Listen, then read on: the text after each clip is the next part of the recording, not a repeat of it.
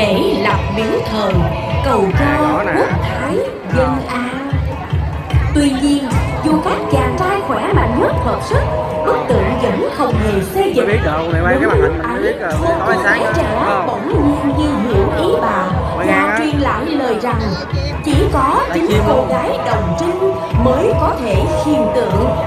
Nghe theo chỉ dẫn, dân làng chọn ra chính cô gái, và kỳ lạ thay, khi họ vừa chạm tượng bỗng trở nên nhẹ nhàng, dễ dàng đứng.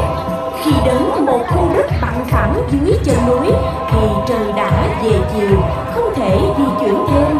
Dân làng hiểu rằng đây chính là nơi bà chọn để an vị. Họ lập một ngôi miếu thờ ngay tại đó, và từ đó miếu bà Chúa Xứ trở thành một trong những địa điểm tâm linh quan trọng nhất của miền Tây Nam Bộ.